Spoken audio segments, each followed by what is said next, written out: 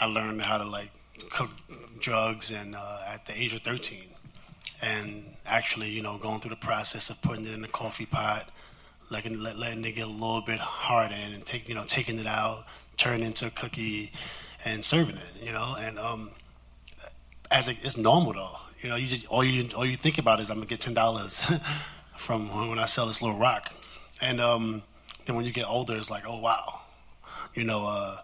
I'm going to go to jail for a long time. And even prior to that, you're playing freeze tag or you're playing catch one, catch all. So it's like the emotional roller coaster of my childhood personally was, it wasn't that healthy, but it was normal. The chaos was very, very normal. So, one moment we're playing basketball on the court, the next moment they shooting.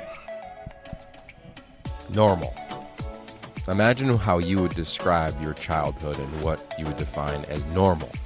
Hi, my name is Yogi Roth, and welcome back or welcome to the Yogi Roth Show, where we try to seek and uncover the humanity in sports around the globe. A lot of times it's in college football, but it's playoff times. It's the NBA. March Madness just ended, and I had an incredible conversation with Metta World Peace that I had to share with all of you. I did it in an event, a live event with a live audience, sponsored and brought to you by Thuzio, an events company all across the country, bringing you conversations with great athletes. And I host a bunch of these in Los Angeles, and I love doing them because it's a packed house, and they're seeking the obvious from the athlete. And what I try to do as the moderator is bring you somewhere else. And the guests are usually epic, and Metta was exactly that. I think he will impact you in how raw he is, the detail. You'll get an understanding of his life, how he was raised, what normal looked like to him and to his community. And we talk about all the things you'd imagine, right, from the Malice and the Palace, etc. And to me, I walked out of that conversation after reading his book, which you should check out. Indeed, it's really impressive, No Malice by Metta World Peace. I came out of there with a different perspective on Metta and his personal traits and who he is and what he wants to do now as a father, even as a grandfather. And that's what we try to do at all these conversations. And as you heard in the previous episode, if you listen to that one with Sam Darnold, we got big news here at the Yogi Roth Show. We've got a sponsor, and I'm fired up for this partner, a content partner in Kona Red. They source some of the rarest, most sought-after coffee on planet Earth. It's grown in Hawaii. They thrive on the great soil, if you've ever been to Hawaii, on that, and every coffee cherry is hand-picked at its peak ripeness. It truly is best in class. A lot of performers drink this prior to their game, like Sam Darnold, quarterback of the New York Jets, a bunch of other players. I've really fell in love with this drink, studying football, watching football, doing work at home, from their cold brews to their regular coffee. They even have a really cool juice. It's called the Hawaiian Cascara juice. It's pretty rad. You'll totally dig that. So check them out, KonaRed.com, or you can get Kona Red at Vaughn's, Albertsons, Pavilions, Ralph's, Bristol Farms, Sprouts as well. And it isn't just a pick-me-up. To me, it's a catalyst to conversation, and that's what I think coffee is. That's what this podcast is all about, and that's what the conversation with Metta World Peace is really about as well. If you missed any, just go to yogiroth.com/podcast. All the info is there. If you want to subscribe to our newsletter, just go to yogiroth.com. It'll pop up, kick over your email address, and I try to bring you insights from my world in sports and travel, whether it's basketball here in the NBA. In this conversation, just interviewed Derek Fisher a couple nights ago. That podcast will come up in the subsequent months as well, or college football insights once we get into the season. So hopefully it's all the things you enjoy. As always, we love your feedback, good, bad, and different. If you'd like to subscribe, rate, or review, that is always supported as well. All right, I'm getting out of the way. This is Metta World Peace on being human and on what, for him, is normal. These nights are always fun because, look at it, it's an intimate moment. You're going to get really unique content and talk to a legend in sport, somebody who's done a lot. And, of course, we're celebrating your book. So first and foremost, congratulations, Metta, on your incredible book, man. It's a pleasure to have you here. Yeah, thanks for having me. It's a great time. The book is really intimate, and it's perfect for this event. Yeah, so what I love about it, and finishing this book, it feels as though like you're talking to me. We've never met up until tonight. Now, of course, all of us have seen you on television. We've seen interviews. We've seen you win championships. We've had high, low moments. But this book felt as though we were talking over a cup of coffee or over a cocktail, and you telling me your life. And what I loved about it is that you went literally from a quote, you said you were growing up just trying to survive, to being a champion in the NBA, to now working around the country talking about mental health. And I love that journey. And to me, it was all about humanity. So the first question I'd like to ask you is, with that journey, which is your life, what do you think it means to be human? Yeah, well, comparing it to my life and what I think it means to be human, as a kid, I would have told you Michael Jackson. Loved Michael Jackson. I remember trying to emulate him. And my pastor, when I was young, I remember trying to be like both. I would come home from church and do Michael Jackson kind of motions in a cape, a sheet. But my pastor would wear a sheet, and I would take an extension cord and start preaching. And then sometimes my parents would open the door and would catch me in the act of preaching like Michael Jackson. It's weird. So as a kid, you're just so happy. And that's life. It's like what you see, what you're influenced by. You talk about in your book, at times, 13 people were living in one bedroom. Yeah. Your quote was, "I grew up in survival mode." Can you just paint a picture for the audience about what it was like for you to grow up in the Queens community of New York City? It was very interesting. In my book, I talk about I learned how to cook drugs and at the age of 13. And actually, going through the process of putting it in the coffee pot, letting it get a little bit harder, and taking it out, turning it into a cookie, and serving it. And it's normal though. You just all you think about is I'm gonna get $10 from when I sell this little rock. And then when you get older, it's like, oh wow, I'm gonna go to jail for a long time. And even prior to that, you're playing freeze tag or you're playing catch one, catch all. So it's like the emotional roller coaster of my childhood personally was, it wasn't that healthy, but it was normal. The chaos was very, very normal. So, one moment we're playing basketball on the court, the next moment they shooting. So now you just expect it to be a shootout on the court, sometimes. So, it was an emotional roller coaster, but I had a great time. I do remember a lot of great times as a child. And now when I think back on it, it's like, wow, I would never want my children to be raised, how I was raised. You dedicate the book to your parents, and you talk a lot about them. You talk about abuse that you witnessed as a child, and then you talk about celebrating with them after you win the NBA championship. Mm-hmm. What were they like for you in terms of creating a foundation? My parents are great. They had their own issues. I remember they would come into the house, and I've experienced great parenting, laughs, between the mother and the father, which is great. When you see that as a child, that's all you want to see at the end of the night. Then I experienced the loud noises, the bang on the doors, then one bang turned to 3 bangs and 4 bangs. You're like, what's happening? There's nothing you can do. You don't even know who's wrong or right.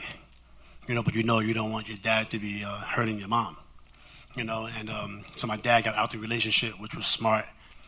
I remember when he left, I'm like, Dad, I'm 13 years old. So I'm like, are you going to come back? What happens now, And he was the one that was teaching me how to play ball all these years. But he was there every single day. He go to work, and I see my dad every night. And he was the most amazing person he is the most amazing person that I know, with the exception of some of the stuff that was happening in the house. But I try to be like him, and it's really hard. It's really hard to be. I try to be like him to my children, but it's so hard, so I stopped trying. Yeah. Psychology would say that optimism is at the core of resiliency and mental toughness. You've gone through a lot. We're going to dive into some of it. But were you an optimistic teenager? I think I was. I remember being 13 years old, and then the show Moesha, when it came out, there was a cast calling, and they said, we need a tall Latino or black person, 6'1". I said, that's me. I'm going down. Right? So I went down there. I was at LaSalle Academy, 2nd Avenue and 2nd Street in Manhattan. So I go down and I get my script and I start to read it. You go to a casting call, you have to act it, I just read it like I was reading a book report. I didn't know. I just know I wanted to be on the show. And they said, we'll call you back, and never called me back. So that was something I wanted to be on Moesha while playing at LaSalle Academy High School. Well, to the casting director who might be listening to this, you can still probably call Metta, whatever show you're working on. Yeah. It might have been Mona Scott, too. Okay. I remember being a black lady, and she's huge. It could have been her. She's huge, but I don't know. I love that. What I love about this book, and you all get an autographed copy of this tonight, and check it out if you don't have it for those listening and watching. It's a great read. We talked about at the top, the humanity, the vulnerability. You talked about growing up. A lot of people know you, of course, the title, No Malice, for the Malice at the Palace. But you had an incident in high school when you threw a chair at a referee who was an off-duty cop. Yeah. I want to know, what happens when you're being taken out of the gym that day, and where does that go in your brain? Because you're right about it. It comes back, and you couldn't foreshadow it, but it came back years later. Yes, it did. I was 12, so I was not in high school yet. I was in the 8th grade, and I hate losing, and I just cannot deal with it. And so the referee called. He didn't call a foul. I got so mad, picked up a chair and threw it at the ref. And the whole gym, they was about to arrest me that day. It was bad. And they said, you can never play in a Catholic youth organization again. It was a CYO. So, and so I got banned from that venue. It was called, they were St. Joseph in Woodside. I played for St. Rita's. And I wish they had those, they still have them, but when I was young, the Catholic organizations, they supported us tremendously. They gave us anything. And then the police athletic league was one also. But yeah, it was just, I just couldn't deal with adversity. I couldn't deal with, a ref not calling a foul on me. I deserve a foul. That's how I felt, and got suspended every year I was in school. From nursery, I was suspended in nursery. Got suspended in kindergarten. Every single year, and even in high school. I went to an all-boys Christian Brother high school and got suspended. What do you think kept you from not going off the deep end? I mean, a lot of guys you grew up with are in jail now, are dead now, and you probably could have been a decision or two away from a really difficult life, but you came back to the court. It was tough. I did so many things. I don't know how I made it this far. I got lucky.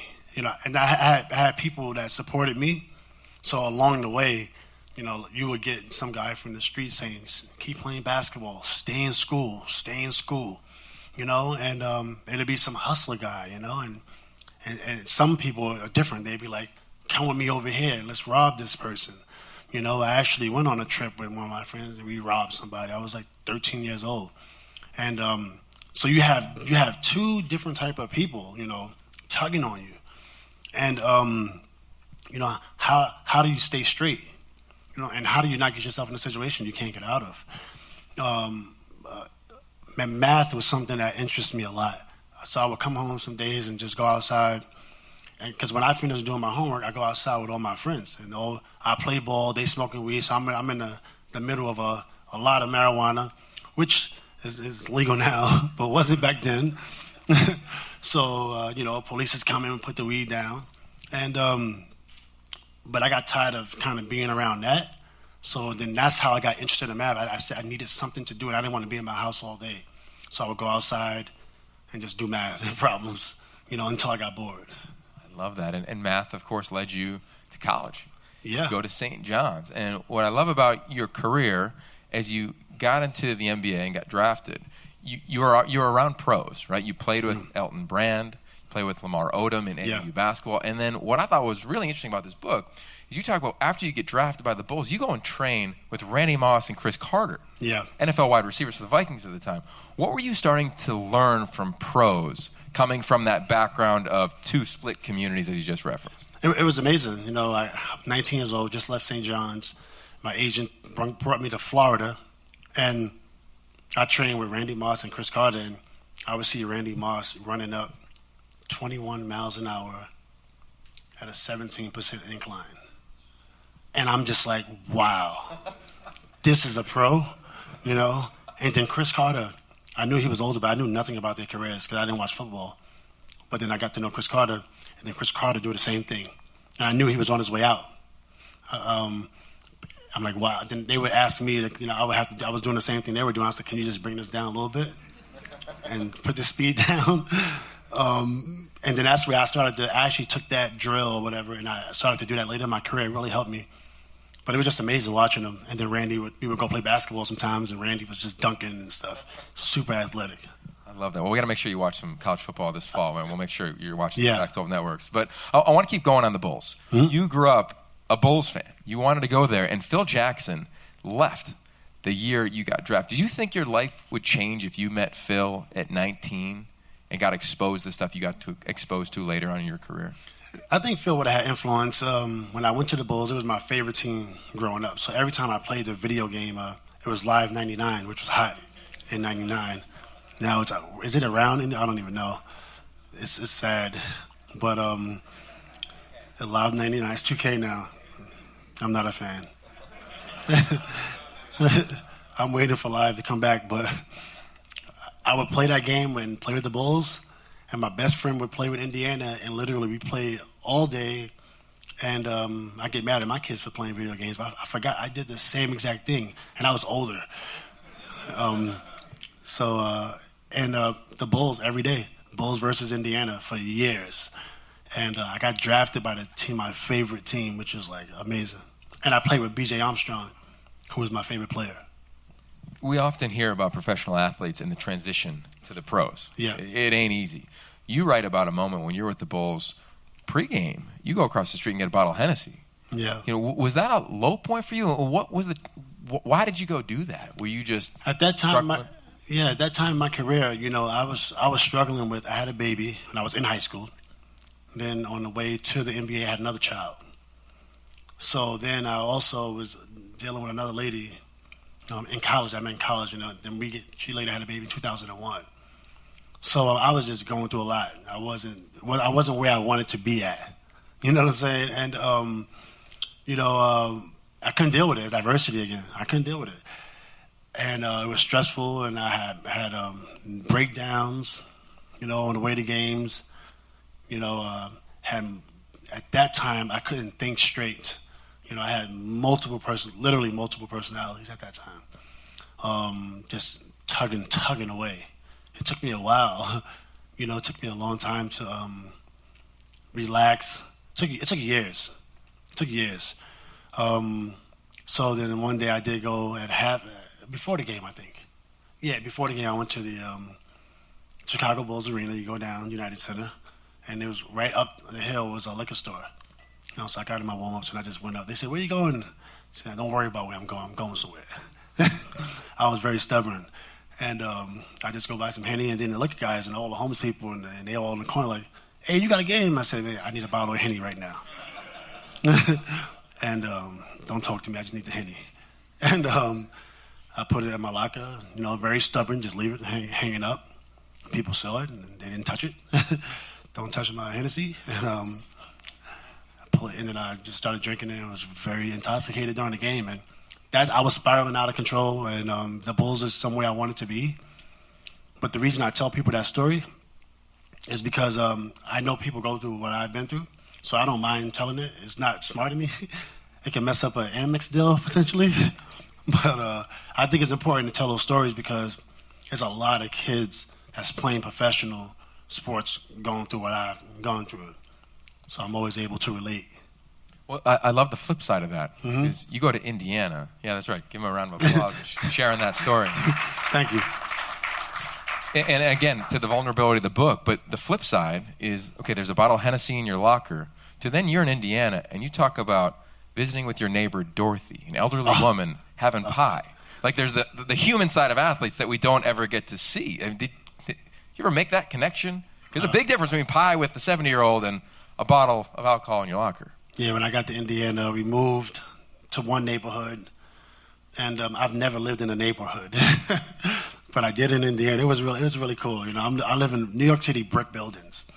You know, then I live in Brentwood, Indiana. Then I moved to Zionsville, Indiana, and my neighbor, she always made the best pistachio pie, and she would just an apple chicken salad, and she would have it for me waiting when I would get home. And it was a pretty big house, but and then it was a couple other little smaller houses on the side. But you know, we was all neighbors, and we go to each other's house, and she would sing. Oh, she could sing.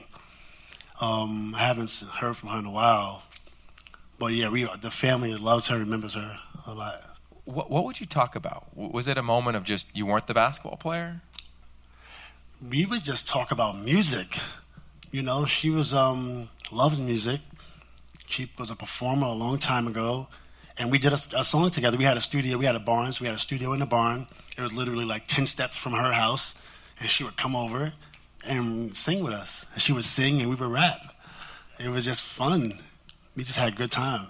I mean, how great is that image from Queens, you know, gunshots and basketball to the farm making music? Yeah.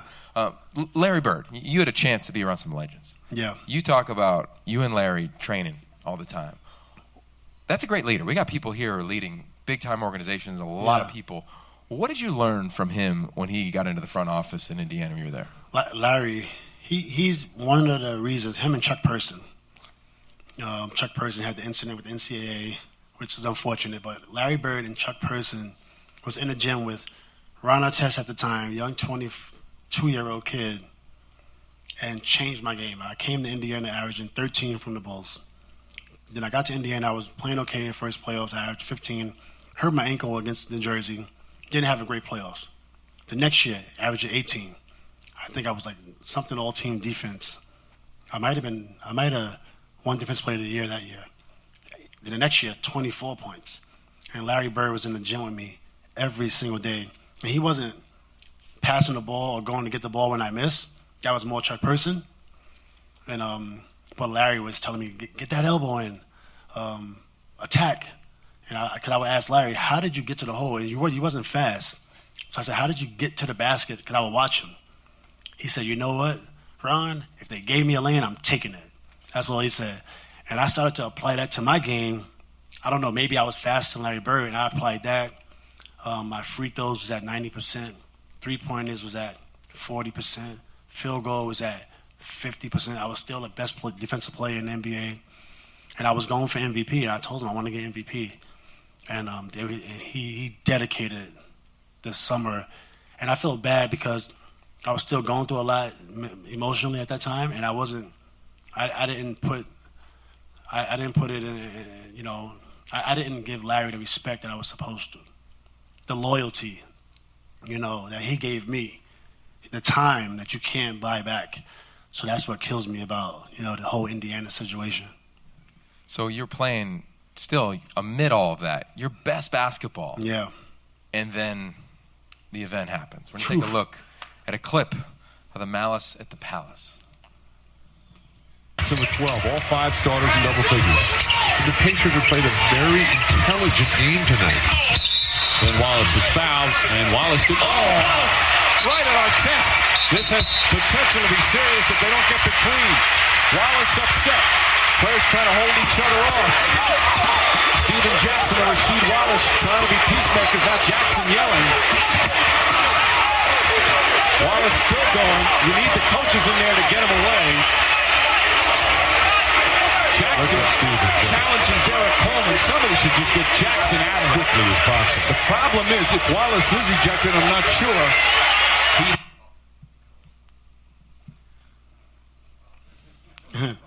That's a good part. Yeah. So we just show the video of what happened in Detroit.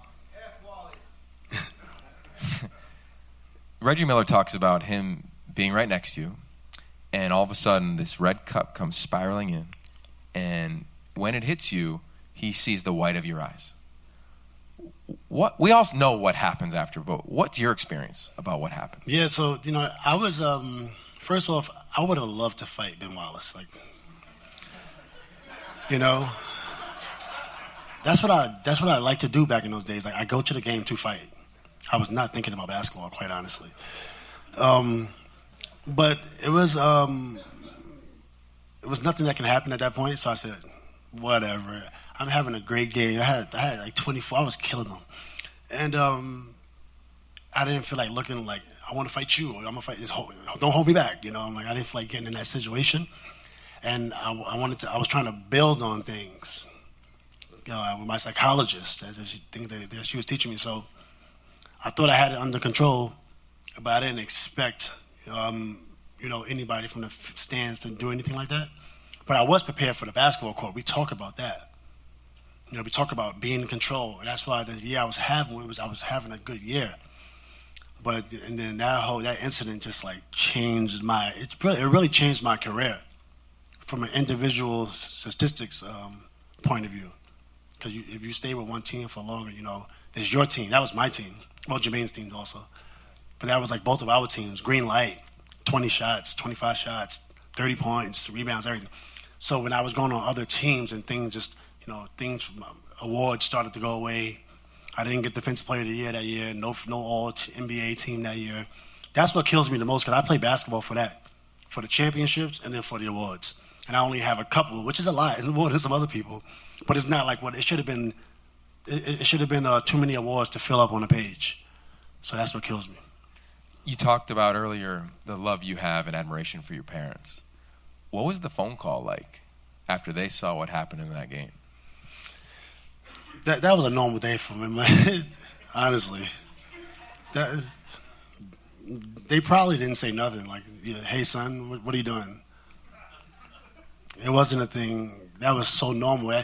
For everybody else, it was crazy. The media, did you see this? And then everybody in my neighborhood was like, hey, when are you coming back to Queensbridge? Let's go get something to eat. It wasn't a big deal. It was just a fight. But nobody ever seen anything like that. What I love about it is that you found the man who actually threw the cup, John Green, and you called him. Put it out on Twitter. You're like, anybody know his number? You called him, his wife answered. What was that like? Because he had to serve, I think, 30 days in jail for that incident. Yeah. You clearly lost about $5 million in an entire season, and you just said, hey, potentially your team. What's the phone call like with him? Well, that cost a lot. And more, the $5 million or $6 million was that year. It was that plus Carl Jr. commercial, NBA, TNT, ESPN. I did a bunch of those commercials that they never aired. That gives you more exposure, and then the re-up, the new contracts, which is okay. I was never money driven anyway, but it did cost that. But the reason I called John Green was because the animosity and the grudge that I had, I wanted to release it. I didn't feel like walking around this earth because I like to have fun, man. I like to have fun. And I can't walk around like holding grudges, So I reached out. Then after we became friends, he told me the story. And it's in my book, and I told the story. I don't know if you heard it, but it was a $50 bet. So when I went and attacked the wrong guy, it was because he raised his hand, so I thought he hit me. He made the bet with John Green. I bet you $50 that you can't hit Metta, Ron. John got through it, and he said, oh, you owe me $50. And the guy was like, oh, wow, I owe you $50. And that's what happened. It was a $50 bet. So that event happens and follows you. You go to Sacramento. My favorite chapter in your book talks about breaking a cycle. Yeah. And that to me is, you didn't have to write that chapter. And you write about an incident where you get arrested with an issue with your wife at the time, and you decided that was when you were going to break a cycle of violence. Was that the beginning of a change for you? Because a lot had happened in your world. It was tough. My ex-wife, who was a really close friend of mine, we met at 15 years old. So we tried, we was trying to go for the long haul. It didn't work out. 17 years. I was 32 years old. That's when we finally separated.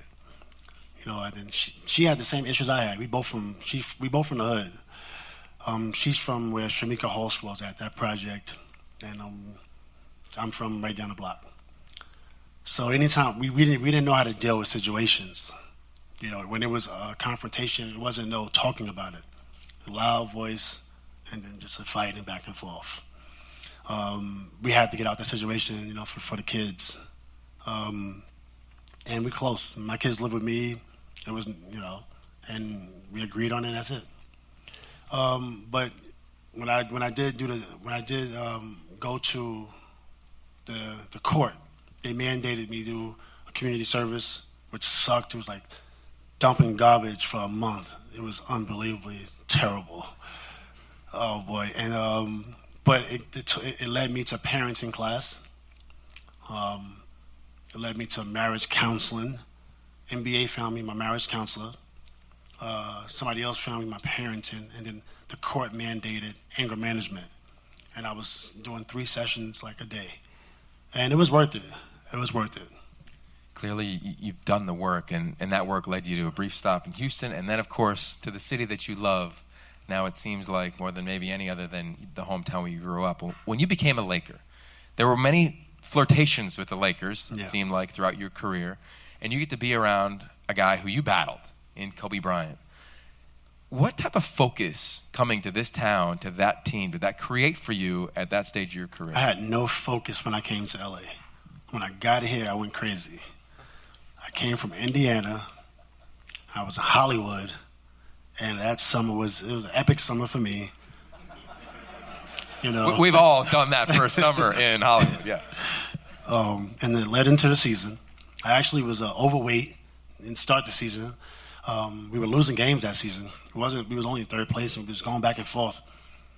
In January, I had to do another training camp because I was out of shape, too much alcohol. So I was about 270, 268 in January, and my normal weight was 250, all alcohol weight. So I would do practices before practice. That's when I was going to the beach and doing the Twitter games on the beach, going to play some football on the beach, eating super clean. And then by the time I got to the finals, I was 250. And then we won. Then I had another epic summer. All right, so rewind for a second before we get to the finals. I want to play another clip that this audience definitely remembers against the Suns, and I know you remember this exact play. Aaron Dudley defending on Bryant. Both teams are over the foul limit. Odom will throw in. Bryant and comes up short.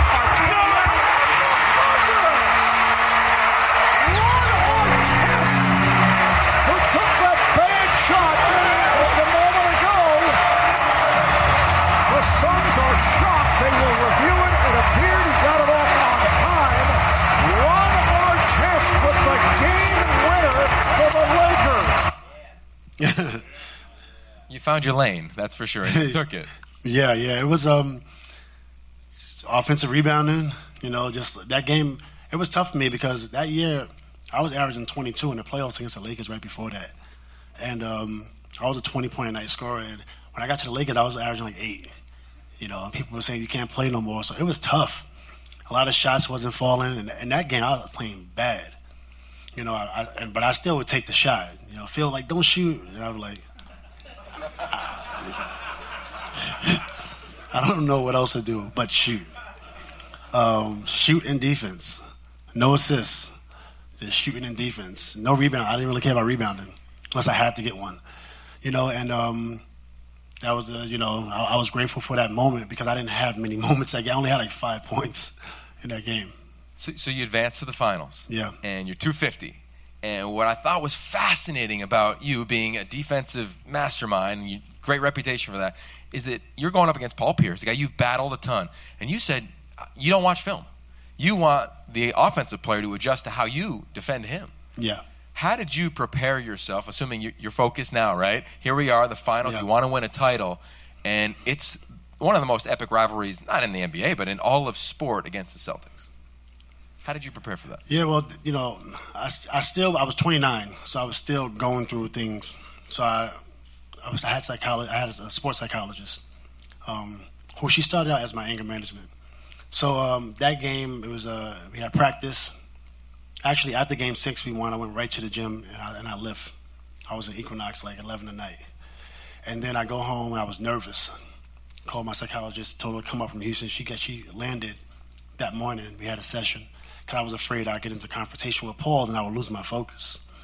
So we had a session, and then I was able to really, even through adversity, because I didn't have a great game in the championship game. I missed a lot of shots, but I was still able to just be consistent and persistent and just keep going.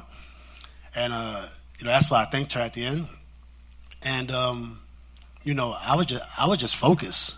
I was relaxed, and I feel like nothing can get to me. Me and my psychologist, we worked on a cool technique. It was a kind of meditation while playing, because if you going through anything, you can always meditate in your house or in the Pacific Palisades. You can't do that during the game. You're moving. So how do I, stay focused? So we just had the same pace, breath throughout the whole entire game. No matter what happened, it was like a real, just like a 5 seconds in and 5 seconds out through the whole game. So that's all I was focused on was my breath. And so the shot that went in, honestly, if it would have missed, it could have missed, but it went in. Let's take a look at that one real quick. Coming up on a minute remaining. Bryant looking. Artest, that's a three. Bang! Lakers by 6 with a minute to play. Rondo looking, gets it to Pierce. Pierce turns back out. Rondo fakes, dribbles, puts up the three. Won't go. Rebound to Sol. Kicks it out to Odom. Odom throws it ahead. The Lakers repeat back-to-back titles. The LA Lakers, the 2010 NBA champions.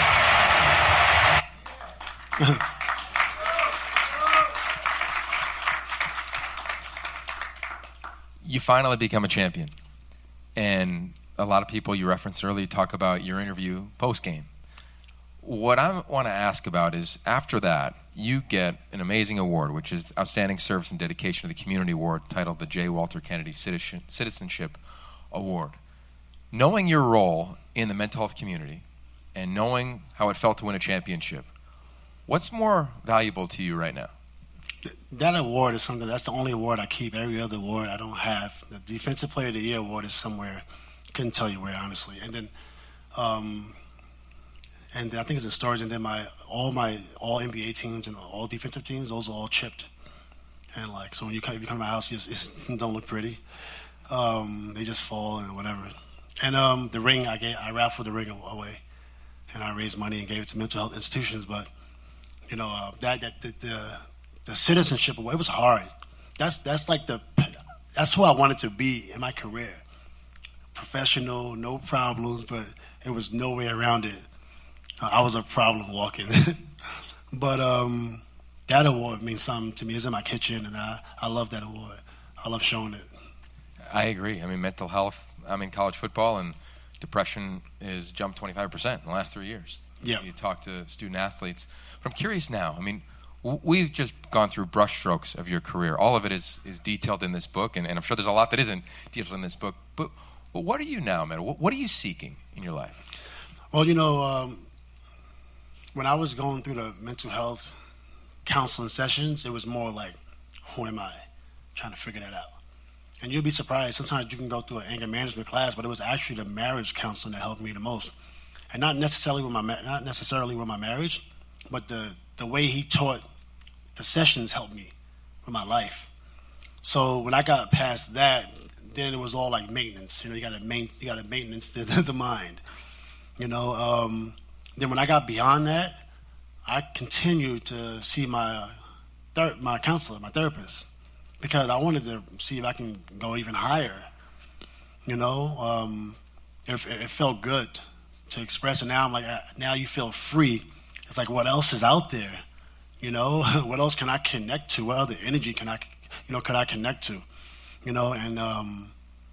And it's great. I still see my psychologist to this day, not as much, but sometimes I just want to talk and talk some things out. So at this point, I love basketball.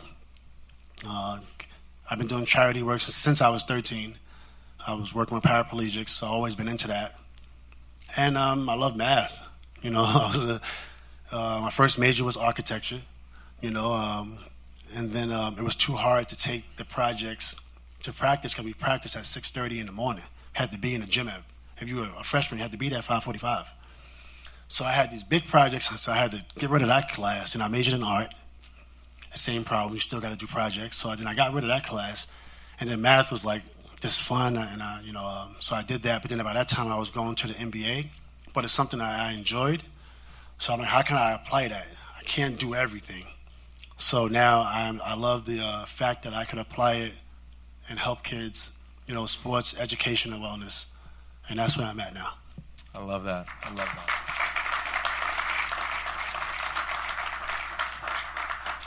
You have been on an epic journey, as you know better than anybody, and just some of the detail you gave us. You've got 4 children. I believe you're a grandfather now. Yes. Right? How amazing is that? You're a champion. You're a musician. You're an entrepreneur. Finish the sentence. It all comes down to... Ask that question again, because I want to talk about my kids real quick. Yeah. Well, sorry. Go ahead. No, I was going to say I am a granddad. I'm very excited. My daughter's 21, and then my son is got a basketball scholarship offer from Stanford and Berkeley. The Pac-12, if I might reference. You're going to have to get that channel. Pac-12, and but he's a coder, so he's going to major in computer science as an athlete. I'm so excited for him. He's really focused, and also an investor. He invests in a lot of companies. And but then my other son has a couple scholarship offers, CSUN, and a couple other ones. And my she's just in high school, so I love my kids. So I had to talk about them. Of course. We all do. So saying that, what does it come down to for you? You've been through love, you've been through heartache, you've been through trouble, you've been fined, you've been kicked out, you've thrown chairs, you've come back, you've been resilient. What's it come down to for Metta World Peace? For now, just the kids. That's, how can I spend as much time around them? Coaching is difficult. I like it, but it takes you away from your kids a little bit. And then doing all philanthropy, that takes away. So I had to find a balance of what I'm going to do. Like I said, my kids live with me, and when they want to go to Starbucks, I got to be ready to go. They want to go to Chipotle, I got to be ready to go. So that's what it comes down to for me right now. I love that. Let's give it up. Metta World Peace.